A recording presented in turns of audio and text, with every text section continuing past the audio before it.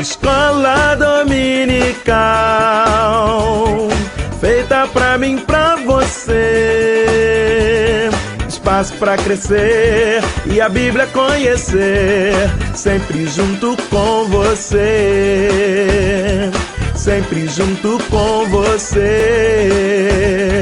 Sempre junto com você.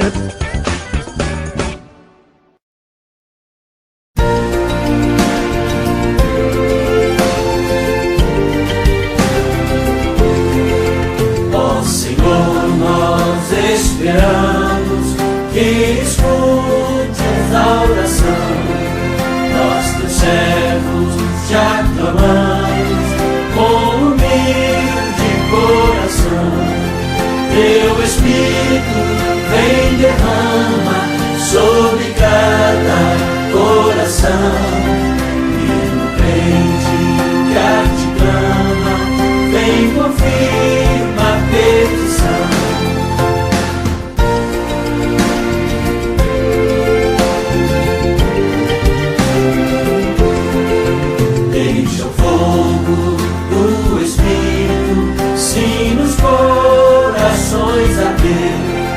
Para que tudo que é finito jamais possa se deter.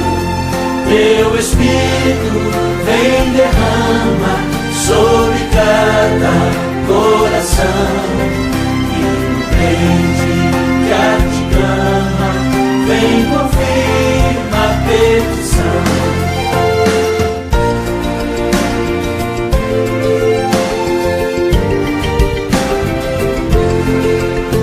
Senhor, me purifica, tira o mal que está em mim.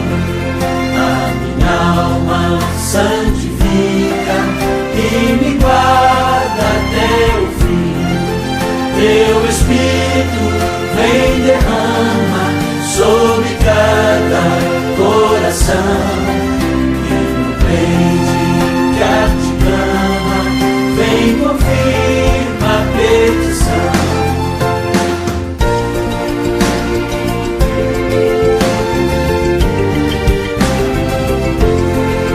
Dá-nos mais da tua graça, enche-nos do teu poder.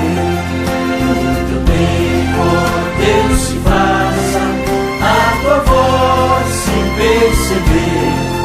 Teu Espírito vem, derrama sobre cada coração. E no crente que a te clama, vem, confirma a petição.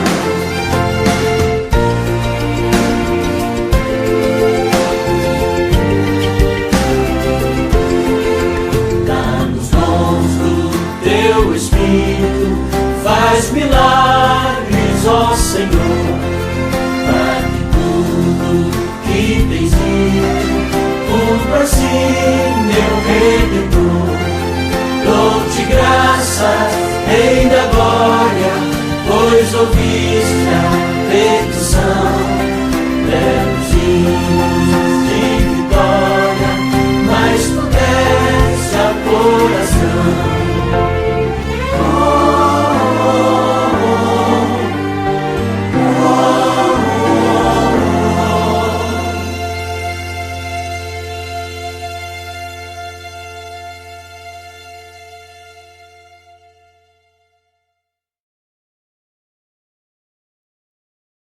Queremos saudar os irmãos em Cristo com a gloriosa paz do Senhor Jesus. Estamos estudando a lição de número 11, data 14 de junho de 2020. Nesta oportunidade, queremos parabenizar todos os pastores. Que Deus abençoe a caminhada de cada um, que o ministério seja cada dia mais profícuo. E pedimos a Deus pelas suas vidas e a vida de suas famílias. Eu sei que a tarefa não é fácil, mas é o nosso Deus quem chama, é o nosso Deus que nos protege, nos garante e nos ajuda a prosperar na caminhada. Estamos estudando a lição de número 11, como já foi falado, e o nosso tema é atributos da unidade da fé: humildade, mansidão e longanimidade. Nosso texto áureo está escrito em Efésios 4:1, Rogo-vos, pois, eu, o preso do Senhor, que andeis como é digno da vocação com que foste chamado. E a verdade para a nossa prática é: a unidade na igreja depende de que os crentes evidenciem no cotidiano a humildade, a mansidão e a longanimidade, que são as nossas marcas, as marcas do cristão. A nossa leitura bíblica em classe está na carta de Paulo aos Efésios, capítulo 4, versículos de 1 a 4, e na carta também de Paulo aos Colossenses, no capítulo 1, versículo 9 a 12. A carta de Efésios, Paulo escreve: Rogo-vos, pois eu, o preso do Senhor, que andeis como é digno da vocação com que fostes chamados, com toda a humildade e mansidão, com longanimidade, suportando-vos uns aos outros em amor, procurando guardar a unidade do Espírito pelo vínculo da paz. Há um só corpo e um só Espírito, como também foste chamado em uma só esperança da vossa vocação.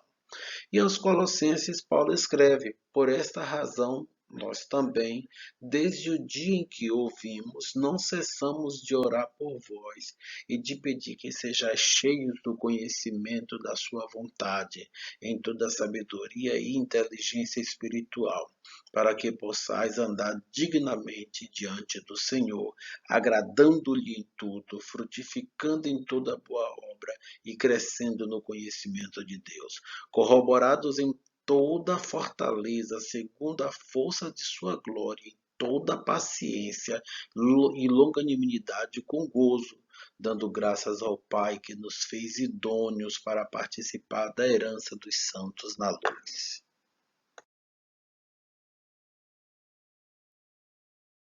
Meus queridos irmãos, esse trimestre nós somos privilegiados em estudar esse tema tão importante para as nossas vidas espirituais, que fala sobre a igreja eleita, redimida pelo sangue de Cristo e selada com o Espírito Santo da promessa. Nós, desde as primeiras lições, já estudamos de forma bem aprofundada nos conteúdos doutrinários inseridos na carta aos Efésios, escrita por Paulo, que Deus, Ele nos elegeu e nos predestinou, nos deu bênçãos espirituais através de Cristo, iluminou a nossa vida espiritual como cristão, nos libertou do pecado para uma nova vida, tirou a parede ou derrubou a parede de separação que havia entre gentios e judeus, onde os judeus eram privilegiados por ter promessas, por ser ser a herança de Deus, e nós estávamos excluídos dessas promessas, dessa herança de Deus, excluídos também das bênçãos espirituais.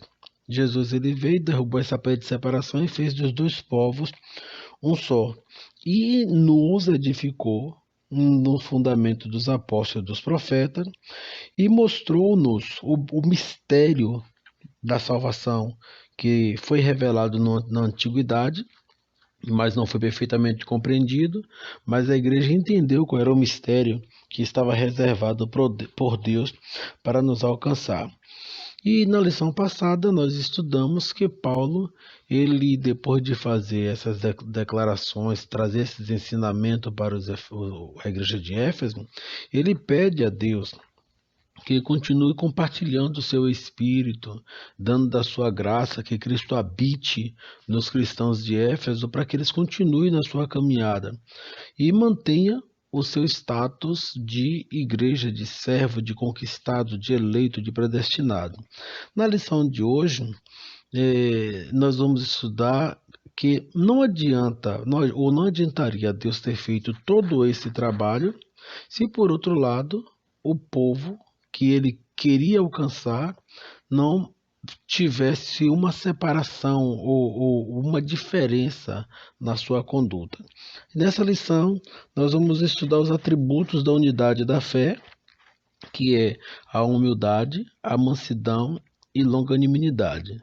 Será que só esses atributos que nos diferem do povo perdido que éramos antes ou outrora? Não. mas nessa lição, inserida na carta aos Efésios, estudaremos esses 3 atributos que são suficientes para manter a unidade da igreja, porque inclusive esses 3 atributos, eles vão exigir de nós esforços outros para mantê-los. No primeiro título ou subtítulo da nossa lição, nós temos a seguinte informação. Essa lição está dividida em 3 subtítulos. O primeiro subtítulo é: para haver unidade, é preciso humildade. Esse subtítulo está dividido em 3 itens, onde o primeiro fala sobre o modo digno de viver, o segundo fala sobre a humildade e o terceiro fala sobre a verdadeira humildade. Nesse primeiro tópico da nossa lição, ele trata da humildade como uma virtude. A humildade não é um defeito, como alguns pensam. E também a humildade não é um atributo ou uma virtude inerente da natureza humana. O homem por si, ele é arrogante, o homem por si, ele é soberbo, o homem por si, ele se exalta. E para ele adquirir esta humildade que Paulo fala na carta aos Efésios, é imprescindível a ação do Espírito Santo, que regenera essa nova natureza. Logo, essa humildade traz um modo digno do viver cristão. A conduta geral do crente é o destaque dessa seção da carta. Paulo reserva esse capítulo 4 para falar sobre a conduta do cristão. Aquela situação de você vir como está, mas não permanecer como veio. Tem que haver uma transformação para você se identificar com esse povo que foi eleito e foi predestinado. Tem que haver diferença entre o antes e o depois. E esse modo digno do viver cristão, ele é operado pelo poder do Espírito Santo. E Paulo deixa claro que era necessário que a igreja de Éfeso andasse de modo digno da vocação. Eles não podiam mais andar da mesma maneira. É aquela pessoa que era paupérrimo, de repente tem uma ascensão social e econômica e continua se vestindo com os mesmos tipos de traje ou frequentando os mesmos locais. As pessoas acabam mudando o hábito porque a ascensão socioeconômica o puxa para cima, puxa para outros tipos de consumo. Logo também, essa nova vida em Cristo nos faz mudar a nossa conduta, nós melhoramos como ser humano, mas isso não vem de nós não, isso é o Espírito Santo que age em nossas vidas. E aí muitas vezes, por essa mudança acontecer e as pessoas estarem observando, as pessoas às vezes criticam. Fulano parece que tem um rei na barriga, mas eu quero dizer a vocês o seguinte: não se entristeça não, porque o teu rei não está na barriga não. Teu rei está no coração e ele está fazendo, é ele que está fazendo essa mudança na tua vida. O andar do cristão está diretamente relacionado ao nível de unidade que ele tem com Deus e com os irmãos. Se ele diz que aceitou Jesus como Salvador, mas não está unido com Deus, ele acaba tendo uma vida relaxada, de não se identificar tanto com o cristianismo, a ponto do ímpio dizer assim: você é crente? É assim que você é crente? São perguntas, indagações que são feitas àqueles que não se identificam com o evangelho, apesar de confessar que está dentro dele. Essa unidade, ela é importante porque ela nos faz parecer com os demais que caminham com Cristo e nos faz, sobretudo, parecer com Cristo. É nesse sentido que Paulo ele vem escrevendo. Nós precisamos ter uma unidade, sermos um no modo de nos conduzir dentro do Evangelho. E essa unidade ela vai ser confirmada através da humildade, da mansidão e da longanimidade, que nós estaremos estudando logo mais. Mas o que é a humildade para o mundo? A humildade para o mundo é algo negativo, é algo que não é bom, porque a pessoa que se humilha demais acaba sendo abusado por outros, acaba sendo explorado por outros e acaba virando a humildade para o mundo, acaba sendo algo negativo. Mas dentro do cristianismo, essa humildade é algo positivo. O próprio Jesus, ele diz que ele era manso e humilde de coração, e logo, irmãos, o Deus que encarnou, ele é humilde de coração. O apóstolo Paulo, quando ele escreve também uma de suas cartas, ele diz que Jesus não tomou por usurpação ser igual a Deus, mas aniquilou-se a si mesmo e humilhou-se, tomou a forma de homem.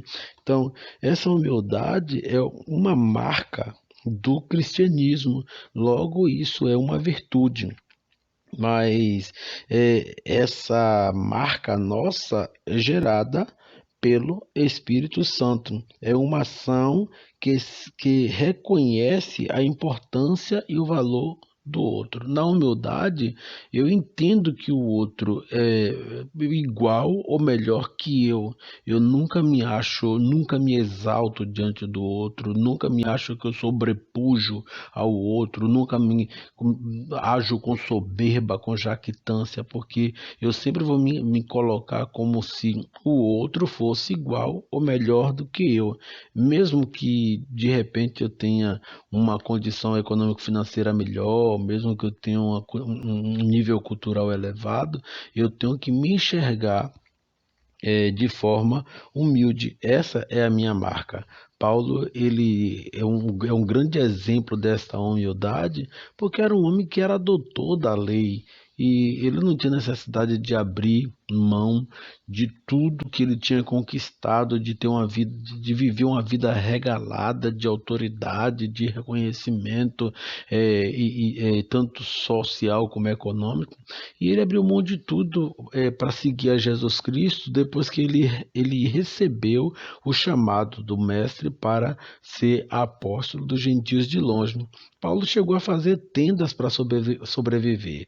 Paulo, ele considerou tudo que ele tinha aprendido como esterco para se dedicar ao reino de Deus. E isso é uma lição de humildade. A verdadeira humildade, a pessoa humilde expressa a modéstia, que é diferente da pessoa que não é humilde, ela é exaltada, né?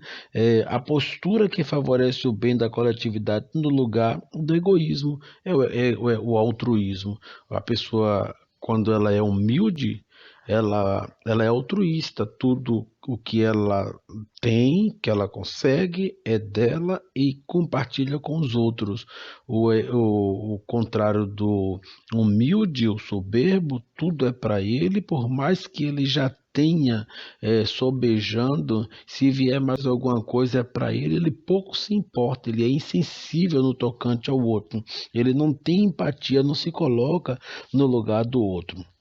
E Paulo é esse exemplo de humildade. Mas quem operou essa humildade em Paulo? A gente sabe que Paulo nem sempre foi assim.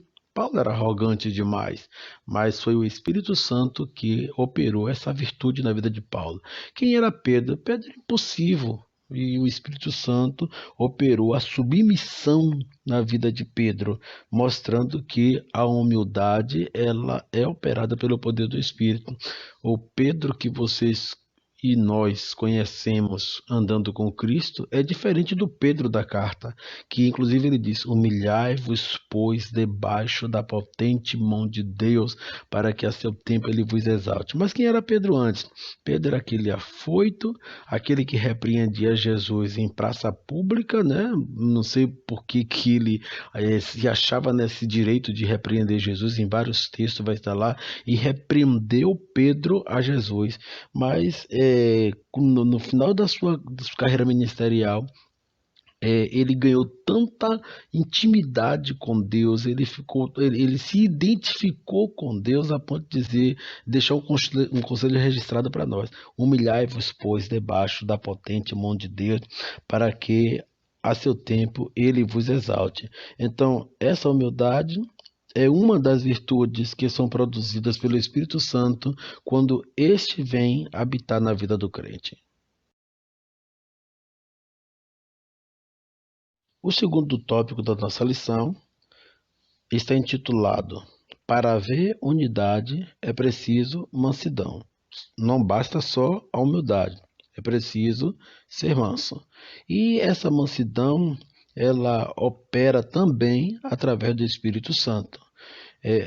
Entendamos que essa humildade, a humildade, ela vem para fortalecer a comunhão cristã, para nós nos identificarmos uns com os outros, mas a mansidão vem para nos dar condições, nos capacitar para gerir os conflitos, já que somos pessoas distintas, com pensamentos e emoções distintos, caráter, personalidade, temperamentos totalmente distintos, precisamos desses atributos que é gerado pelo Espírito para conseguirmos ser um em Cristo. Esse tópico, para haver unidade é preciso mansidão, está dividido em 4 subtítulos. Primeiro, mansidão é um fruto do Espírito. Segundo, grandes exemplos de mansidão, Moisés e Jesus Cristo. Terceiro, a verdadeira mansidão. Quarto, a mansidão pressupõe conciliação. Mansidão é um fruto do Espírito. Quando o Espírito vem morar em nossas vidas, ele gera as 9 virtudes desse fruto: amor, paz, bondade, benignidade, longanimidade, mansidão, temperança, alegria, o que é o mesmo que gozo, e fé. Então, os irmãos observam que mansidão é um dos atributos do fruto do Espírito. E que mansidão é essa? É aquele que fala pianinho, quase que não se ouve a voz. Cuidado, né? Porque às vezes as pessoas falam tão baixinho para mostrar uma humildade que não tem, uma mansidão que não tem, e quando pisa no calo, a pessoa está esbravejando, está empurrando. Então não é essa mansidão não, irmãos, não é mansidão fake, né? Como na linguagem atual dos mais jovens, é uma mansidão que vem de dentro. E qual o sinônimo dessa mansidão como fruto do Espírito? Ternura, gentileza, cortesia, paciência, são sinônimos para essa mansidão. Eu tenho que tratar as pessoas de forma gentil, de forma cortês, assim como eu gostaria que elas me tratassem, eu tenho que fazer com elas também. É isso que é mansidão. Não está se falando da entonação da voz. O Espírito Santo não está preocupado em mudar a altura do tom de voz de alguém falar. O problema não é o tom de voz, o problema é a arrogância na hora de falar. Então, essa mansidão, ela é o freio que o Espírito Santo coloca na nossa velha natureza, nos conduzindo para a unidade e para minimizar conflitos, porque onde tem seres humanos sempre vai haver conflito, mas quando o Espírito Santo está administrando as nossas vidas, por mais que esses conflitos surjam, eles vão ter menor impacto, eles vão ser geridos de forma sábia e não vão deixar cicatrizes agravadas ou gravadas ou marcadas na nossa caminhada, e sim vamos levar tudo como aprendizado. Logo, essa mansidão é moderação das nossas ações, o bom trato com os nossos semelhantes, e o próprio Jesus aconselhou: aprendei de mim, porque sou manso. E ele era manso não porque ele queria se apresentar como manso, numa questão de artificialidade, mas ele era genuinamente manso, ele era manso de coração. Os grandes exemplos que nós temos na Bíblia de mansidão Moisés e Jesus. Jesus, por natureza divina, manso. Mas Moisés, os irmãos sabem que quando Moisés ele precisou fugir do Egito, ele fugiu porque ele tinha matado um homem. Então, Moisés, enquanto estava os meus 40 anos dele no Egito, criado na casa de Faraó, tendo o melhor da terra do Egito, ele mata uma pessoa. Depois ele passa 40 anos no deserto, sendo discipulado, aprendendo em Midian com seu sogro Jetro, e depois da sua chamada, que ele tem aquela revelação da sarça ardente, depois disso Moisés é considerado o homem mais manso da terra. E o que significa isso? É que é o Espírito Santo de Deus, é a nossa vocação que nos capacita com essas virtudes. Moisés foi considerado mais manso depois dessa situação de desertificação na sua caminhada espiritual. Então, Jesus Cristo sempre manteve o autocontrole, mesmo sendo caluniado. E nós vemos esse exemplo que ele se deixou ser entregue à morte, né? Ele mesmo disse: ninguém tira a minha vida, eu mesmo a dou. E o que eu acho interessante é que na cruz do Calvário, mesmo perdendo sangue, vertendo todo o seu sangue diante de todo o sofrimento, Jesus não morreu, não expirou enquanto ele não quis. Quando ele disse: Pai, está consumado, nas tuas mãos entrego o meu espírito, aí então é que ele de fato expirou, provando para qualquer um que ninguém tirou a vida dele, foi ele que se entregou por nós. Então, essa mansidão de Jesus, que podia pedir legião de anjo para protegê-lo, vou me vingar, vou fazer, muito pelo contrário, perdoai, porque não sabem o que fazem. Né? Então, aprendamos com Cristo. É difícil, porque a nossa natureza carnal, ela sempre está querendo se levantar, um dos piores inimigos que nós temos, mas, irmãos, pode ser difícil, mas não é impossível. O Espírito Santo opera isto em nós. Vamos levar como exemplo a vida de Moisés, né? A verdadeira mansidão. Pessoas com essa virtude, geralmente elas são disciplinadas, capacitadas a perseverar, mesmo diante de perseguição, elas não voltam atrás. Mesmo tendo maltratos sofridos, ela não guarda rancor, ela faz desse sofrimento uma mola propulsora. E aí eu quero trazer um conselho para os irmãos.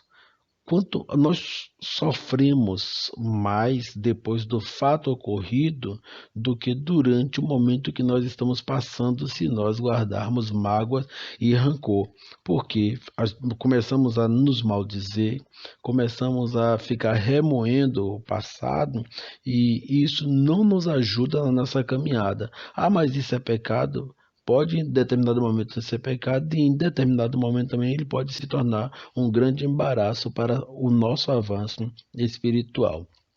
Quem é manso não cede às provocações, não dá espaço para ressentimento, porque se der espaço para ressentimento, o ressentimento contamina todo o nosso emocional, e nós começamos a virar escravo desse ressentimento, né? E tudo que nós vamos fazer acaba lembrando esse ressentimento e acaba nos entristecendo, nos desmotivando, mas vamos deixar ressentimento de lado porque não presta, joga fora. Essa mansidão também nos faz nos submetermos a Deus e a sua palavra.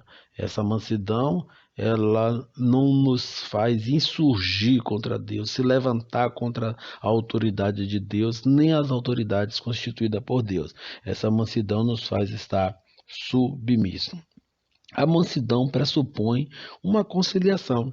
É através da mansidão que você consegue minimizar esses conflitos, a pacificar ter uma postura mais equilibrada, se deixar a emoção subir a cabeça, aí é que as coisas se desandam e que se não consegue resolver nada.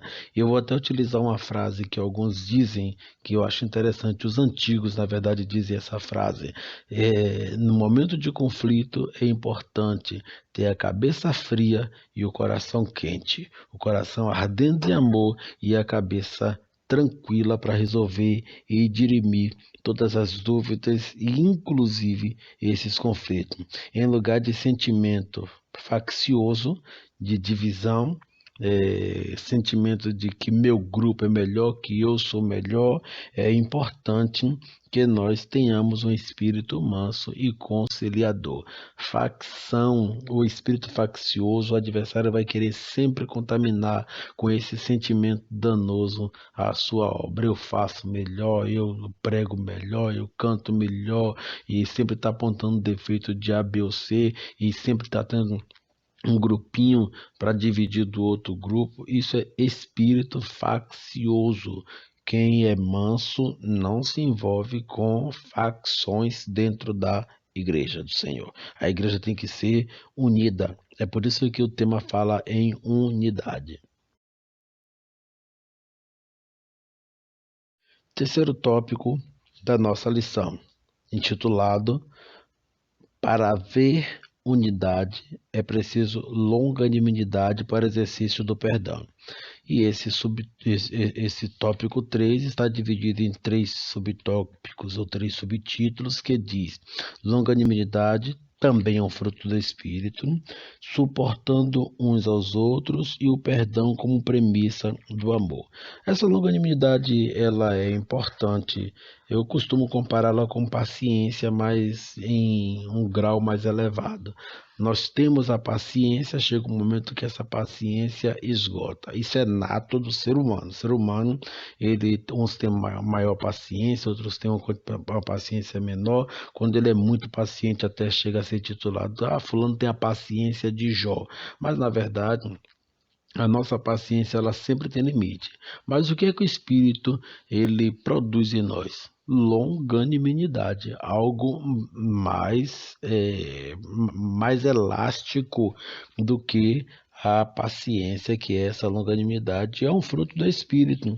E o que significa essa longanimidade?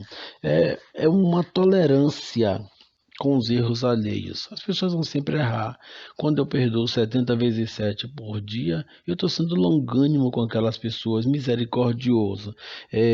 A longanimidade, ela está relacionada à paciência, à tolerância, à constância, e nós precisamos dessa longanimidade na nossa caminhada, porque se Jesus nos resgatasse e nós fôssemos morar direto no céu, não precisaríamos ter essas instruções para ter uma vida, uma convivência harmoniosa. Mas não é bem assim que Jesus faz. Ele disse, inclusive na sua oração sacerdotal pelos discípulos: Pai, eu não te peço que os tire do mundo, mas que os livre do mal. Já havia pedido sobre a unidade e agora estava pedindo para livrá-los do mal. Porque enquanto estivermos aqui, vamos precisar nos relacionar com nossos irmãos. E sem humildade vai ficar impossível esse relacionamento, sem mansidão também e sem longanimidade. Eu tenho que ver no outro que eu também erro. Se o outro erra, eu também erro. Agora, uns erram mais, outros erram menos, mas mesmo que eu erre menos e o outro erre mais, eu tenho que ser tolerante. E esse atributo está incluído na longanimidade, que é tolerar pacientemente a má conduta dos outros. E isso vai requerer de nós, irmãos, muito amor, porque é o amor que nos vai nos trazer essa paciência, essa longanimidade do outro estar sempre errando, aquela pessoa que sempre vai chegar atrasado, aquela pessoa que sempre vai prometer e não vai conseguir cumprir, mas não porque ele quer, porque ele não tem força na hora de cumprir, ele sempre falha, está sempre errando, e aí tem que ter um momento de tolerância com essa pessoa, porque infelizmente nós não podemos mudar o mundo, e nós queremos chegar junto com essa pessoa no céu. A pessoa vai ter que se corrigir, mas a gente vai ter que ter uma certa paciência. E o conselho de Paulo é que precisamos suportar uns aos outros em amor. Então, a longanimidade opera com base no outro atributo do fruto do Espírito, que é o amor. O perdão como premissa do amor. Perdoar também é você doar aquilo que te dói, né? Você foi machucado, foi pisado, foi maltratado, tá com o coração dilacerado, mas você perdoa o outro porque você ama, porque você é longânimo, você quer chegar no céu juntamente com o outro. Então o amor é um atributo divino. É uma virtude altruísta, não é egoísta. Não quero mais conta, isso aqui é só para mim, e etc. Não, é altruísmo, que é diferente. O altruísmo nos conduz a tratar os outros como gostaríamos de ser tratados. Então, vemos todos como iguais, todos como irmãos, apesar de termos nossas diferenças. E amando ardentemente uns aos outros com o coração puro. Eu não posso ficar com meu coração de mágoa, porque senão esse sentimento não vai ser verdadeiro, vai ser um sentimento falso. Eu perdoo porque eu também amanhã vou precisar ser perdoado. Ou quantas vezes eu fui perdoado? E a lista de pecado que pesava contra mim, porque eu vou ficar apontando o pecado dos outros. Ser longânimo com os outros, paciente com os outros. E para finalizar, quero dizer para os irmãos: não vai ter nenhuma convivência entre irmãos que não traga qualquer tipo de conflito ou desgaste. Agora, irmãos, perdão, ele foi feito para ser compartilhado com os outros. E uma outra coisa, enquanto nós não chegarmos no céu, nós vamos sempre estar se aborrecendo com um irmão ou com outro. E eu quero deixar claro assim, ó, irmãos brigam, mas se amam. Irmãos discutem, mas se amam e se perdoam. E se irmãos biológicos o fazem para viver em harmonia, quanto mais nós que temos um céu preparado para nós, para a igreja, né? Nós chegaremos lá e queremos que o nosso irmão chegue conosco em nome de Jesus. Então, não abra mão da humildade, da mansidão e da longanimidade. Esses três atributos nos faz ser um em Cristo. Queridos, neste momento estamos finalizando mais um aprendizado compartilhado pelo apóstolo Paulo com a seguinte mensagem. Vimos o convite de Paulo aos crentes para um viver digno de uma perfeita unidade.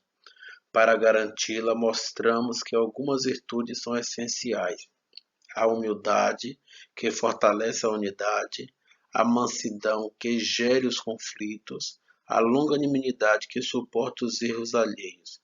Quando os crentes vivem essas virtudes, as dissensões desaparecem e o nome de Jesus Cristo é glorificado.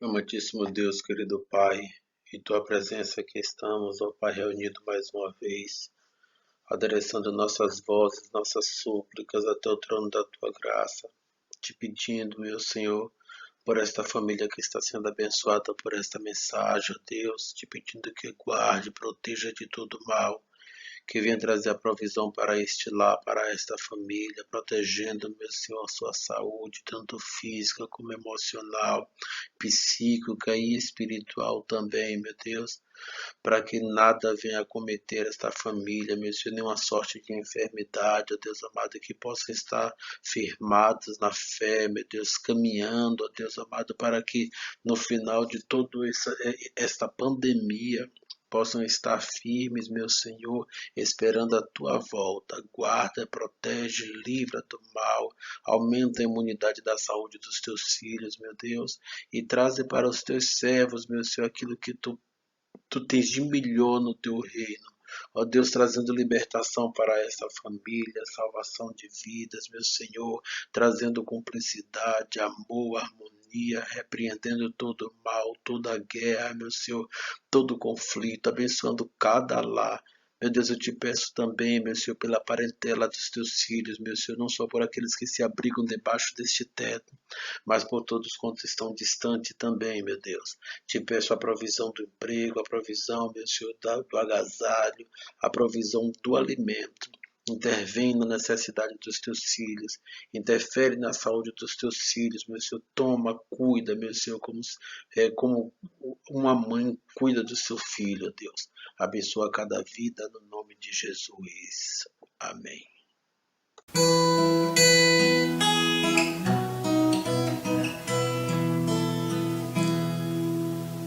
A graça de nosso Senhor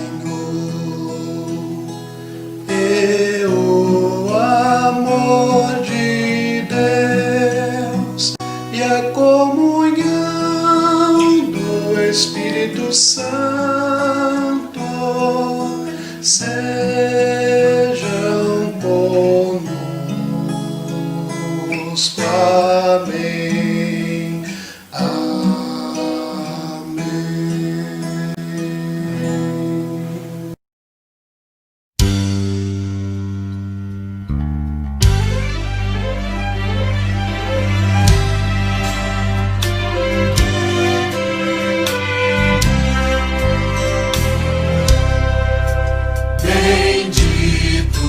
Jesus, nós chamados por ti, cercamos tua mesa, Senhor, por teu Paracleto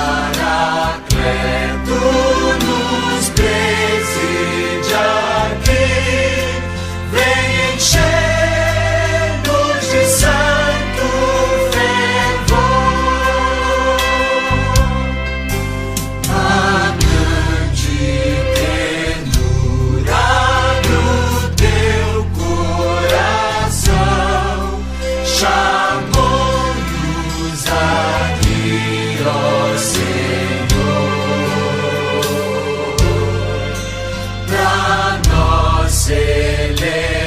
celebrarmos em santa união tua morte, ó bom Redentor.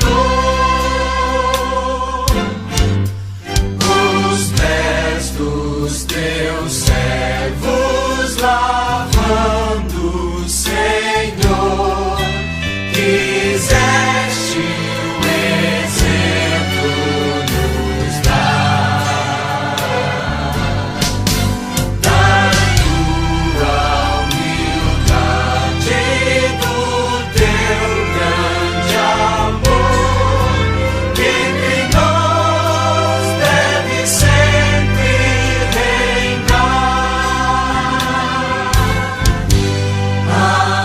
Abençoaste o pão e o quebraste a dizer: tomai o meu corpo e comei.